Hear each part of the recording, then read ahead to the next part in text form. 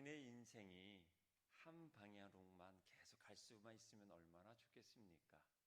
그런데 우리의 인생은 한 방향으로 갈 수가 없고 끊임없이 선택을 계속 이어지게 되어 있어요. 사랑하는 사람을 선택했고, 친구를 선택하고, 결혼을 선택하고, 집을 선택하고, 교회도 선택을 합니다. 또한 선택은 결과를 낳습니다. 선택은 결국 우리의 모든 것을 결정합니다. 선택은 또한 우리가 어떠한 사람인지, 어떠한 종류의 사람인지도 보여주기도 합니다.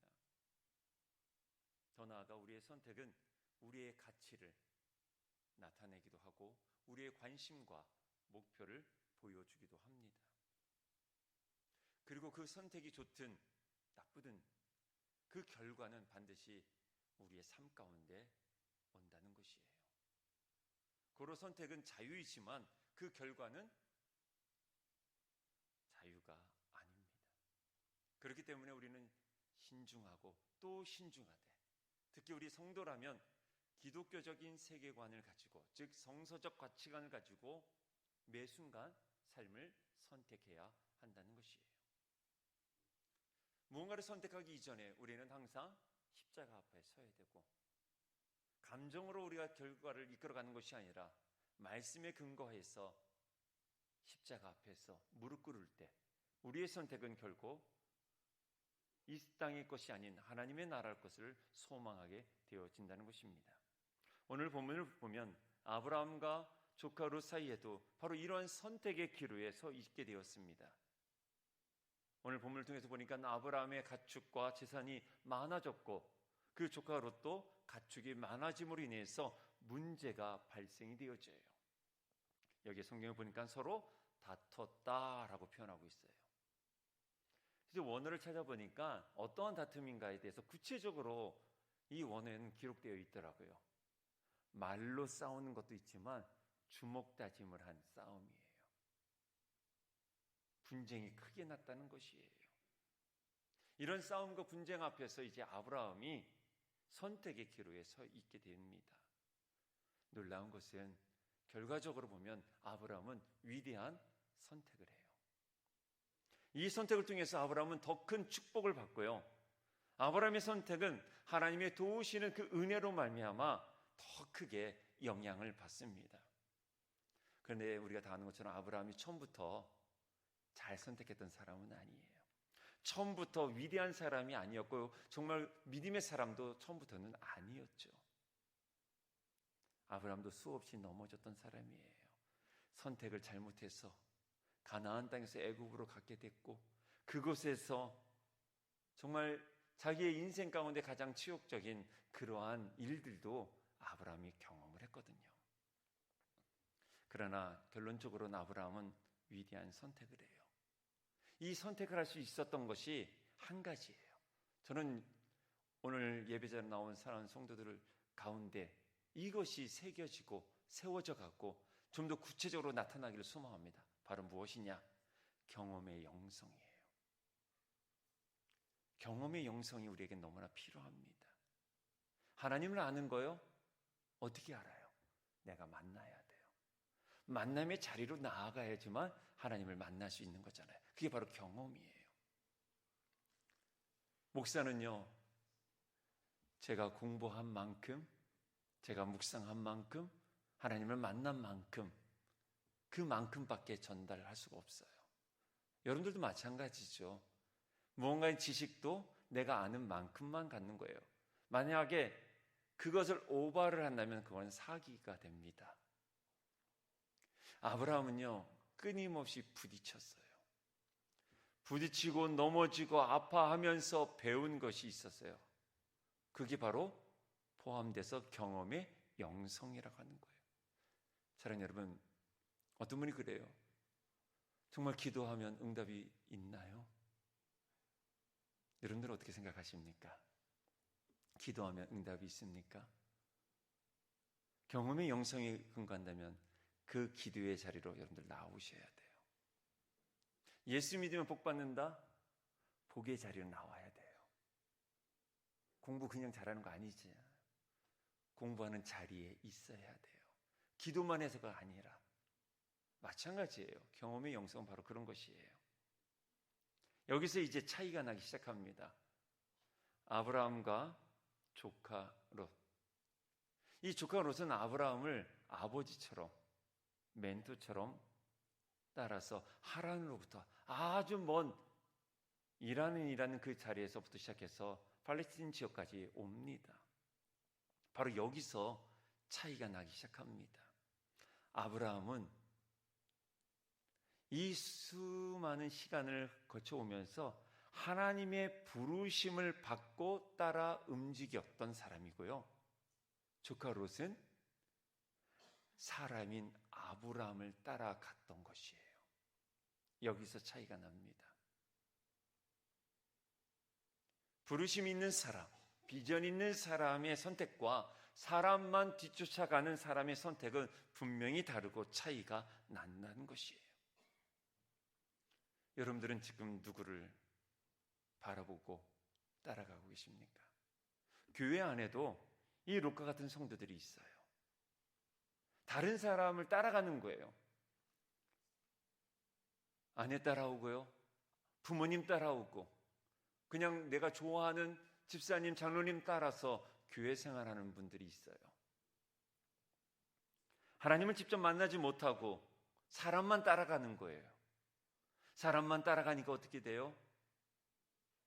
문제가 있을 때마다 넘어져요. 갈등이 일어나요.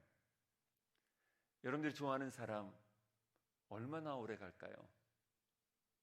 오래 못 가요. 여러분들이 믿었던 목사, 장로, 집사님 얼마나 오래 갈까요? 오래 못 가요. 그렇다면 우리는 누구를 보고 이 시간이 나와 있을까요? 바로 우리 주님 바라보고 가는 거예요. 오늘 예배는요, 주님 바라보는 시선을 어떻게 해요? 조종하는 시간이에요. 어제도 이 음악을 하기 위해서 모든 것을 다 조율을 하는데 꽤 오래 걸립니다. 오늘 예배 자리에 나오는 것은요, 우리는 사람 보러 나온 것도 아니고요, 나한테 잘해줬던 사람 그 만나러 오는 것이 아니라 주님 따라가기 위해서 우리는 이 시간에 나온 줄 믿습니다. 아브라함과 조카 롯의 차이는 바로 여기 있었어요.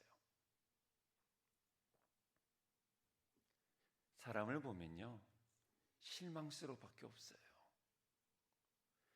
내가 실망을 받지만 나도 누군가에게 실망을 준다는 거예요. 나도 상처받지만 누군가에게 내가 상처를 주기도 합니다. 바로 아브라함과 롯 사이에 바로 이런 문제가 일어나기 시작합니다. 사랑하는 여러분, 꼭 기억하셔야 돼요. 사람과 사람 사이에는 항상 문제가 일어난다.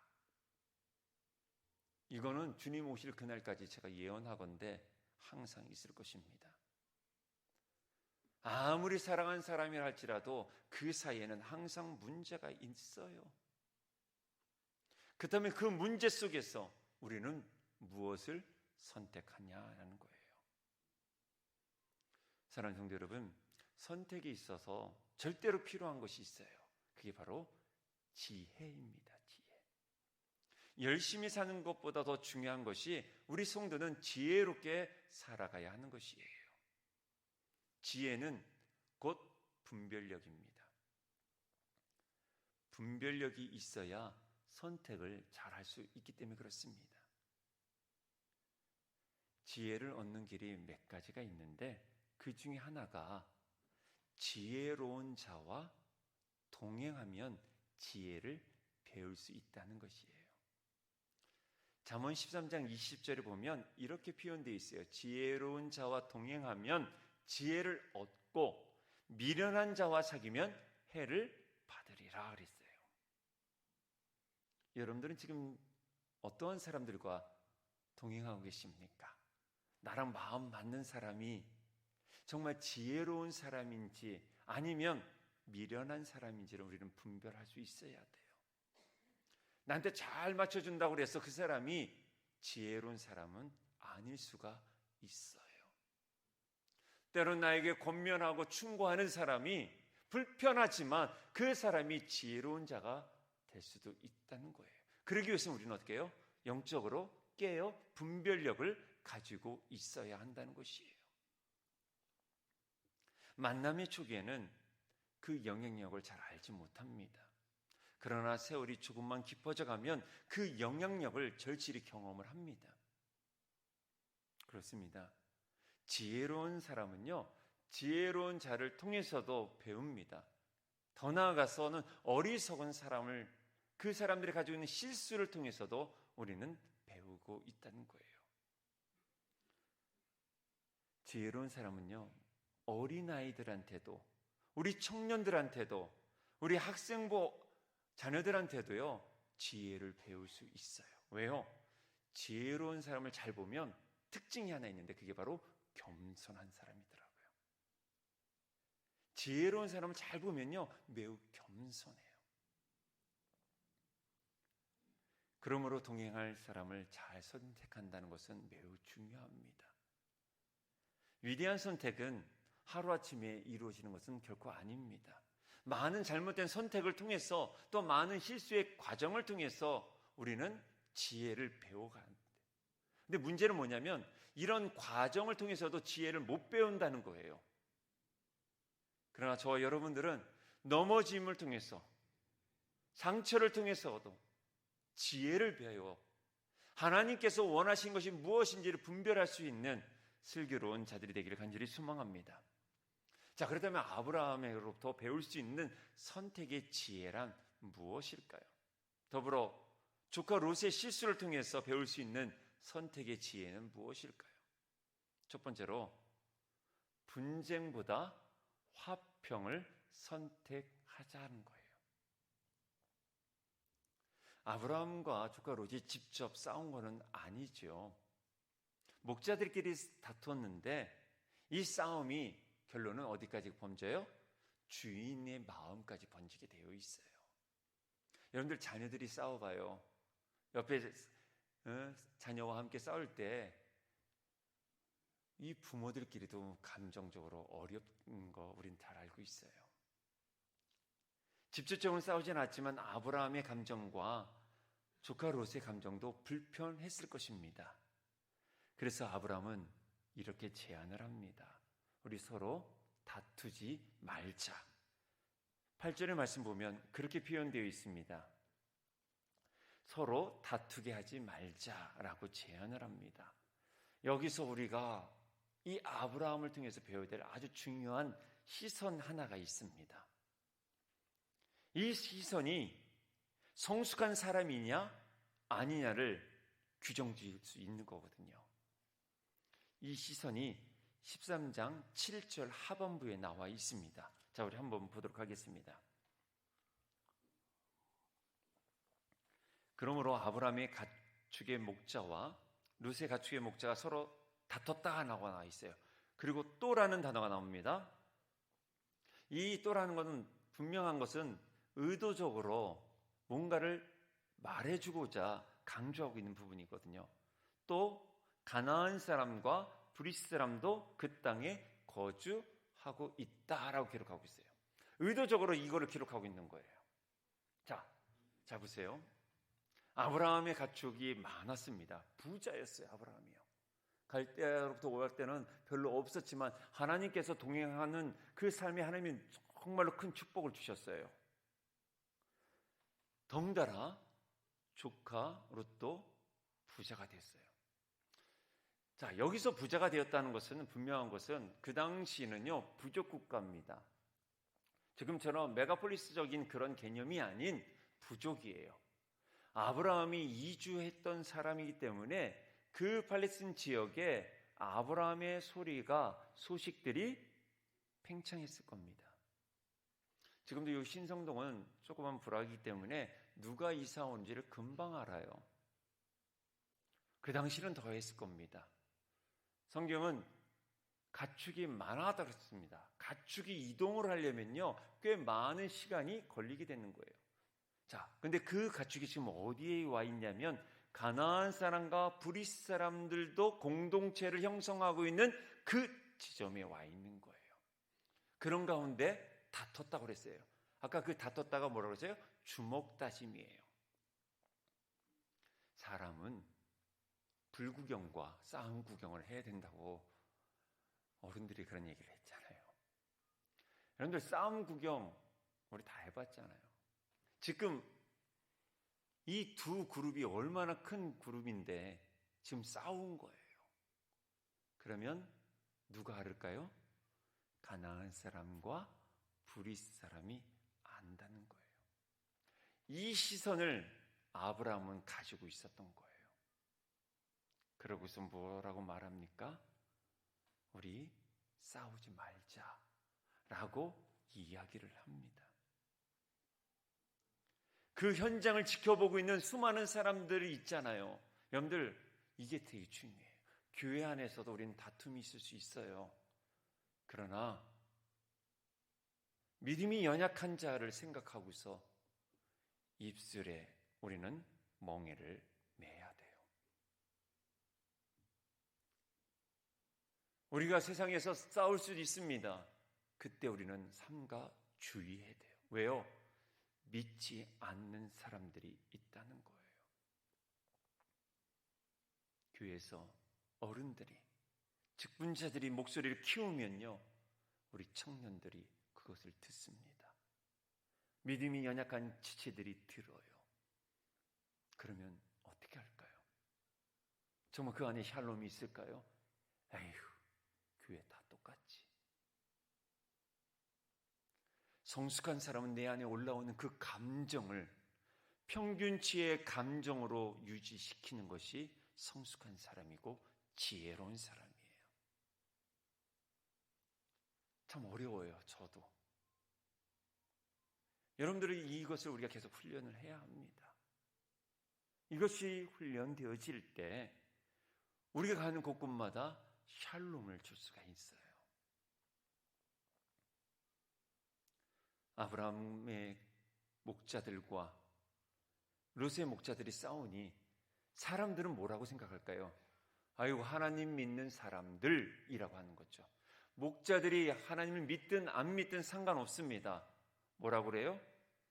예수쟁이들은 다 그래. 교회는 다 그래. 우리는 그렇게 욕을 우리는 먹을 수밖에 없는 거예요. 근데 아브라함은 어떻게 해요? 싸우지 말자라고 어른이 먼저 이야기를 하는 거예요. 이게 어른이에요. 나이가 많아서 어른이 아니라 이 모든 것을 받아들일 수 있는 마음의 자세가 가지고 있는 사람이 어른이에요. 먼저 화평을 요청할 때 먼저 다가가는 사람이 바로 어른이에요. 우리 사랑하는 성도 여러분이 이런 믿음의 큰 어른이 되기를 간절히 축원합니다. 여러분들, 분명히 우리는 살아가면서 어려움이 있어요. 믿지 않는 사람과의 갈등도 있고요, 믿는 사람들과의 관계도 그런 갈등이 있을 수 있습니다. 그때 우리 어른의 자세를 갖자고요. 내가 먼저 주님을 사랑하니까, 내가 주님을 더 깊게 사랑하니까 보내는 거예요. 문자 보내서 미안합니다,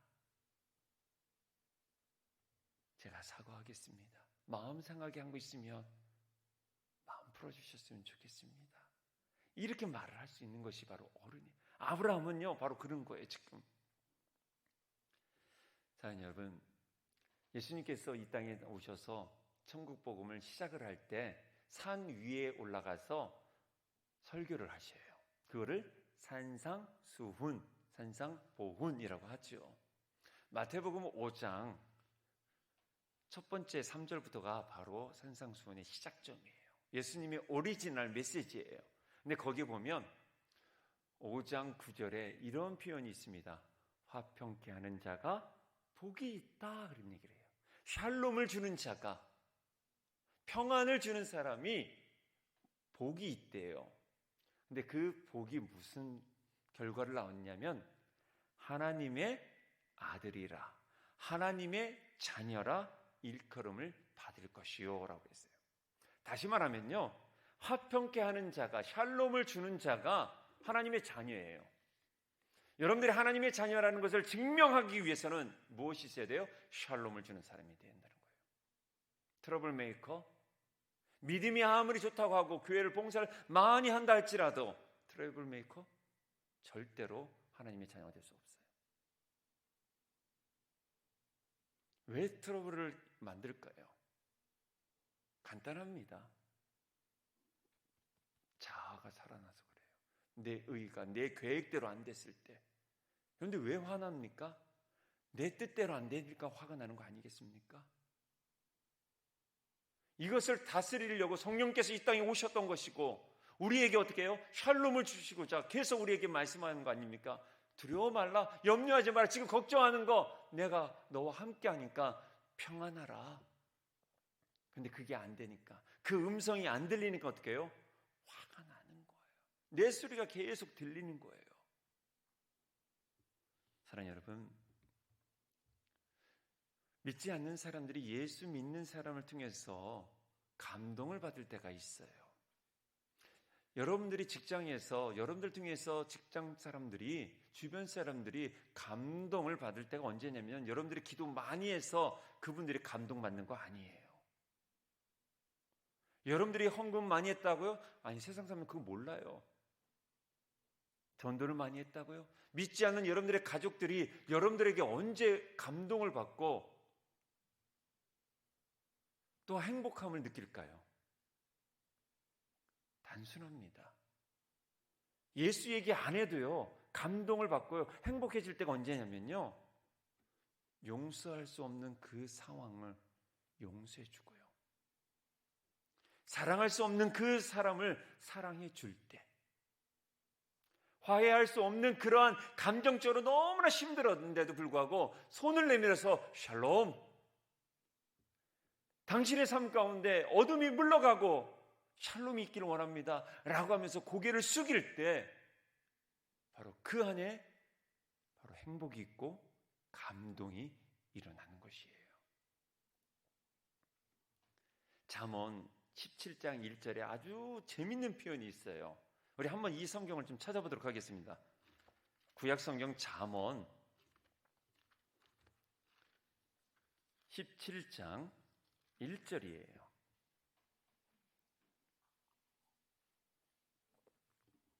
제가 갖고 있는 성경은 929페이지 됩니다. 자, 우리 한 목소리로 함께 읽어보도록 하겠습니다. 17장, 잠언 17장 1절. 자, 우리 함께 읽어보도록 하겠습니다. 시작. 마른 떡 한 조각만 있고도 화목하는 것이 제육이 집에 가득하고도 다투는 것보다 나으니라. 아멘. 이거를 공동 번역으로, 이제 공동 번역이라는 성경 버전이 따로 있거든요. 카톨릭과 개신교가 함께 작업을 해서 만든 거예요. 뒤에 에어컨을 좀 틀어주세요, 우리. 자, 더우신 분들이 있어서 부탁드리겠습니다. 자, 이 공동 번역이 카톨릭과 개신교 신학자들이 모여서 번역한 이제 책인데, 거기에 이 17장 1절을 이렇게 표현하고 있어요. 제가 한번 읽어드릴게요. 집에 진수성찬을 차려놓고 다투는 것보다 누룽지를 먹어도 마음 편한 것이 낫다. 진짜 실감 났더라고요. 누룽지. 가끔씩 어떤 우리 권사님이 누룽지를 주시거든요. 줄 때 이런 의도로 주신 건지는 잘 모르겠지만 먹을 때마다 마음이 편해요. 속도 편하고요. 그런데 그렇잖아요. 진수성찬을 다 차려놨는데도 밥상 앞에서 싸워봐요. 그거 못 먹어요. 먹었다가는 어떻게 해요? 이렇게 돼버려요. 그런데요, 누룽지를 이렇게 해놓고서 간장 하나 넣고, 여러분들 누룽지는 간장으로도 먹어도 맛있어요. 근데 사랑하는 사람들과 함께 있으니까 얼마나 좋아요. 어제 그저께 이사를 했어요. 많은 성도들의 사랑 덕분에 참 좋은 집에 들어가서 이렇게 잠을 이틀 밤을 잤어요. 손만 잡고 잘 잤어요. 네. 근데 많은 분들이, 권사님들이 그런 얘기를 해요. 집 좋죠? 예, 집 좋아요. 근데 더 좋은 게 뭐예요? 사랑하는 사람과 함께 있다는 거잖아요. 어제 이종훈 집사님이 저희 구 사택을 들어갔다 오더니 목사님 어떻게 거기서 살았어요? 그러더라고요. 꽉 막혀 있거든요. 거기는 단열재가 한 개도 안 들어갔어요. 여름에는요 에어컨을 틀어도 거의 30도 이상은 안 떨어져요. 겨울에는 늘 잠바를 입고 잠을 잘 수밖에 없는 그런 건데 10년을 살았어요. 근데 저는요 힘들다? 불편하다? 그런 적이 없었어요. 왜요? 교회가 저희 목사에게 준 좋은 집이었던 거예요. 그리고 살아가는 사람들이 있잖아요. 그러니까요 불편하지 않아요. 우리 신앙이 그랬으면 좋겠어요. 우리 교회가 정말 큰 건물을 이렇게 져서 예배 드리는데 서로 가시가 있어서 불편한 자리로 앉아 있다면 정말 우리 가운데 예배가 될까? 여러분들 이 예배당의 이름이 뭔지 아십니까? 혹시 아세요? 뭐 정확성이 없어. 뭐예요? 샬롬홀입니다. 누가 졌을까요? 제가 졌어요. 왜요? 예배자로 나오면 하나님의 평강이 있어야 되거든요. 그런 의미로 샬롬이라는 홀을 이름을 진 거예요. 사랑하는 여러분, 아무리 좋은 예배당이 있다 할지라도 지체들 가운데 불편한 감정이 있다면 차라리 저기 좁은 예배당에서 예배드리는 것이 더 나을 수도 있어요. 사랑하는 여러분, 우리는 어디를 가든 무엇을 하든 화평하기를 힘써야 합니다. 예수 믿는 사람이라면 여러분들이 가는 곳곳마다 기쁨을 줘야 돼요.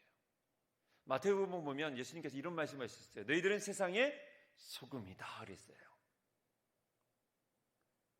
그 다음에 빛이라고 말씀하셨어요. 여러분들 소금은 큰 기능이 있죠. 우리가 다 아는 것처럼 음식을 부패하지 않게끔 그런 기능이 있지만 저는 더 중요한 기능이 있다고 봐요. 그게 뭐냐? 본연의 맛을 더 가치 있게 내주는 것이 소금이에요. 김치찌개를 해놨습니다. 맛이 안 나요. 그때 뭘 넣어요? 소금을 넣어요. 그러면 어떻게 해요? 더 맛나요. 사랑하는 여러분, 다시 우리는 삶의 자리로 돌아갔을 때 여러분들 때문에 여러분들의 가정과 일터가 힘들어하지 아니하고 여러분들 때문에 여러분들 가정이 더 행복해지고 더 만나고 여러분들이 일하는 그곳에서 더 흥이 난다면 얼마나 좋을까요? 여러분들이 일터에서 복음성가 안 나와도 상관없어요. 여러분들이 일터에 흥이 나서 요즘 트롯 대세잖아요. 우리 어떤 권사님 임영웅 지난번에 저한테 찍으라고 전화까지 하셨어요. 근데 제가 기계치라 어떻게 찍는지를 몰라. 요즘 대세예요. 여러분들 일터에서 트로트 나와도 상관없어요. 불경건하게. 아니요. 여러분들 가정 가운데서요. 트로트 나와도 상관없어요. 복음성가 나오면서 서로 인상 쓰는 것보다 트로트 나오면서 함께 흥이 나는 것이 더 하나님의 나라가 있는 거예요. 그걸 누가 해야 되냐? 여러분들이 해야 돼요. 사도 바울도 로마서 12장 18절에 이런 말씀하셨어요. 할 수 있거든 내 힘을 다하는 만큼 모든 사람들과 더불어 화평하라 그렇게 기록하고 있어요. 내가 할 수 있는 힘을 다 짜서 뭐 해야 돼요? 화평하라는 거예요. 여러분들의 감정을 최대한 더 노력하고요. 할 수 있는 만큼 내가 더 여러분들이 노력하셔야 되는 거예요. 근데 우리는 어때요? 저 과장님은 노력도 안 하고 무조건 내가 싫다고 마음 닫아버리잖아요. 아니요. 할 수 있거든. 온 힘을 다 짜서라도 여러분들과 함께하는 모든 사람들과 화평하기를 주의 이름으로 축원합니다. 이게 누가 해야 돼요? 우리가 해야 될 일이에요. 예수 믿는 사람이. 이때 일어나는 현상이 토부가 일어나는 거예요. 하나님의 조음. 그게 일어나는 거예요. 할 수 있거든. 겸손하게 내 감정 속상하고 내가 손해보더라도 내어놔야 되는 거예요. 내 감정을 솔직하게 내어놓고 하나님께 나아가듯이 지체들에게도 나아가야 돼요. 바로 아브라함은 분쟁보다 샬롬을 선택했다는 거예요. 두 번째로 물질보다 사람을 선택해야 한다는 거예요. 참 제일 어렵습니다. 아브라함과 조카 사이에 땅의 문제가 일어난 것이잖아요. 즉 재산권 싸움입니다. 그런데 아브라함의 시선은 여기서도 또 특별합니다. 물질을 본 게 아니라 뭐를 먼저 봐요? 관계를 먼저 바라보는 거예요. 그래서 아브라함이 조카 룻을 만나서 첫 번째로 만나서 이야기한 것이 있어요. 우리는 한 가족이다, 친족이다 라고 표현하고 있어요. 우리 같았으면 우통 벗어서 너희 이렇게 할 거예요. 내가 너에게 얼마나 해줬는데, 내가 당신에게 얼마나 해줬는데. 왜요? 조카는요 계속 아브라함을 따라다니다가 부자가 된 거예요. 그럼 아브라함이 화낼 수 있잖아요. 네가 어떻게 나한테 이럴 수 있어? 네가 이렇게 된 거 다 누구 덕분이야? 내 덕분이야 라고 말할 수가 있는 거예요. 근데 아브라함은요 어떻게 말하고 있어요? 우리는 한 가족이야. 그렇게 표현하고 있어요. 관계를 더 중요시하는 거예요. 참 어려운 부분이에요. 이거는 사람들 간에 가지고 있는 성향이 있어서 좀 다를 수가 있어요. 그러나 우린 교인이지 않습니까? 교인은요 가치관의 갈등이 있을 때, 서로의 관점이 서로 다를 때 우리가 서로 해야 될 일이 있습니다. 사역보다도 일보다도 어떻게 해요? 조금 더 우리는 사람의 관점으로, 관계 관점으로 이끌어가야 돼요. 교회에서 왜 싸울까요? 일 때문에 싸워요. 일 중심적인 성향을 갖고 계신 분들이 우리 교회 반이고요, 관계 중심적인 분이 반이에요. 어떤 분은요 일을 해야 돼요. 근데 어떤 분은 관계를 먼저 해야 돼요. 만약에 2시에 찬양팀 연습해야 된다 딱 왔는데 관계 중심적인 분은 어떻게 해요? 아이고 집사님 잘 지냈어요, 자매님 잘 지냈어요 이렇게 하는데, 일 중심적인 뭐예요? 스탠바이 해놔야 돼요. 마이크 튜닝 해야지, 악기 튜닝 해야지, 이러는 거예요. 이럴 때 서로의 성향 때문에, 이거는 하나님이 만들어 놓으신 성이에요. 그런데 우리 안에는 뭐가 있냐? 십자가가 있어요. 왜 기독교 안에 십자가를 두셨을까? 우상을 두지 말라고 하나님께서 말씀하셨는데 왜 십자가를 두셨을까요? 바로 이런 갈등이 있을 때 저걸 바라보는 거예요. 그래서 어떻게 해요? 관계 중심적인 분은 일 중심적인 성향을 가진 분을 배려해 줘야 돼요. 관계 중심적인 분이 그걸 안 해주면요 트러블이 일어나는 거예요. 또한 일 중심적인 분도 어떻게 해요? 관계 중심적인 부분께 이야기해서, 근데 거기에서 충돌을 완화시키는 게 십자가인데, 그 십자가에서 해야 될 작업이 하나 있어요. 그게 바로 대화를 해야 돼요. 교회 청소를 해야 되는데 저희들이 토요일마다 청소하거든요. 그러면 일 중심적인 부분은요, 저희들이 4시에 청소한다면 4시에 정확하게 벌써 청소를 시작해야 돼요. 근데 관계 중심적인 분은 커피 한 잔 마시고 호호하하, 집사님 이따가 해, 이따가. 그럼 일하신 분이 아유 빨리 가요. 여러분들 우리 좀 그러면 서로 대화해서, 우리 4시에 모이니까 3시 50분에 만나서 우리 커피 4시 10분까지 마시고, 이런 서로 대화가 있어야 돼요. 그렇지 아니하면 어떻게 해요? 깨지게 돼 있어요. 그래서 저는 개인적으로 이런 목회를 하고 싶습니다. 우리 공동체가 이렇게 되길 원해요. 어떤 공동체? 완벽한 사역보다는 지체의 마음을 헤아려 줄 수 있는 공동체. 이런 섬세함과 배려심이 있는 우리 공동체 되기를 소망합니다. 아브라함은 바로 이러한 자세를 가지고 있었다는 거예요.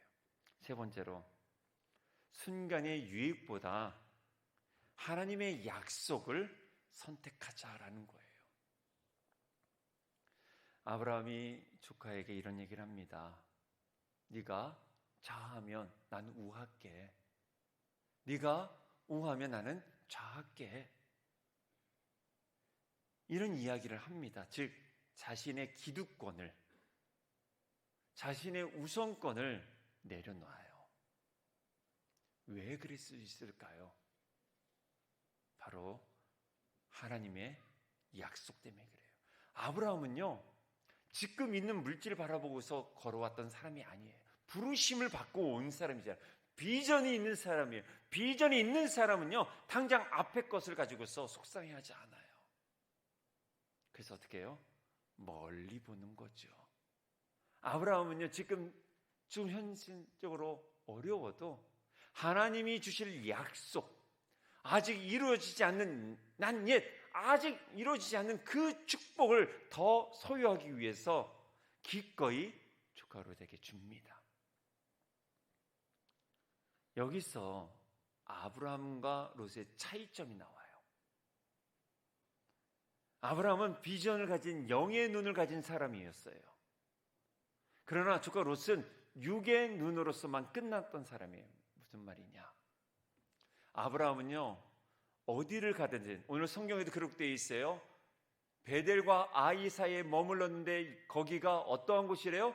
처음으로 예배를 드렸던 곳이다 라고 기록하고 있어요. 예배를 드렸던 곳이에요. 그런데 창세기 11장 하반부부터 쭉 보면요, 조카 롯이 예배를 드렸다는 얘기가 한 번도 안 나와요.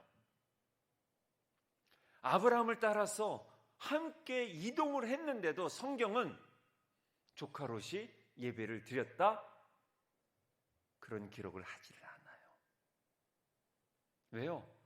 육의 사람이기 때문에. 육의 사람이기 때문에 항상 현실적인 것만 바라봤던 거예요. 예배는요, 천상을 향해서 바라보는 시간이에요.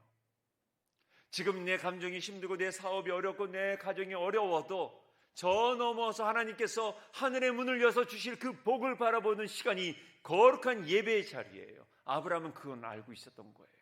그래서 아브라함은 가는 곳곳마다 단을 쌓았더라 기록하고 있어요. 그런데 조카 롯은 그렇지 않아요. 조카 롯은 그러니까 육의 눈으로 보니까 소돔과 고모라에 뭐가 있어요? 물이 많았더라. 그래서 당장 좋은 거, 당장 달콤하고 당장 내 편한 대로 행했다는 거예요. 그리고 아브라함은 영원한 것을 선택을 한 거예요. 아브라함은 영원한 선택하되 조카 롯은 순간의 것을 선택을 한 것이죠. 바로 거기 차이 있어요. 근데 이 차이점은 어디서부터 선택이 나왔냐? 아까 말씀드렸처럼 비전이 있느냐? 사람을 바라보냐? 차이점이에요. 지금 사랑하는 여러분, 여러분들은 무엇을 바라보고 계십니까? 지금 여러분들의 삶 가운데 일어난 현상입니까? 아니요. 우리는 하나님의 꿈을 바라보는 거예요. 하나님께서 나에게 주시고자 하는 그 은혜의 것을 바라보는 것이에요. 그러기 위해서 시편 37편 4절에서 5절에 이렇게 나와 있습니다. 또 여호와를 기뻐하라. 그가 네 마음의 소원을 내게 이루어 주시리라. 내 길을 여호와께 맡기라. 그를 의지하면 그가 이루시리라. 아멘. 예, 하나님을 기쁘시게 하는 거예요. 하나님의 이름을 영화롭게 하는 거예요. 먼저 그의 나라와 그의 의를 구하는 거예요. 그러면 그분이 내 마음의 소원을 이루시고요, 내 길을 여호와께서 지켜주신다는 거예요. 사랑하는 여러분, 롯의 위험한 선택과 아브라함의 위대한 선택이 오늘 이 예배자로 나온 저와 여러분들의 앞에도 놓여 있습니다. 한 사람은 고통을 겪으면서 그 고통을 넘어서 성장을 했었고, 다른 한 사람은 단순하게 육으로 보이는 것을 가지고서 파멸의 비극을 경험을 합니다. 사랑하는 여러분, 여러분들은 무엇을 또 선택하며 살아가고 있습니까? 이번 주도 여러분들은 수많은 것을 선택을 할 것입니다. 그 중에 하나님의 나라와 세상의 나라를 선택할 수밖에 없는 기로에 서 있을 것이에요.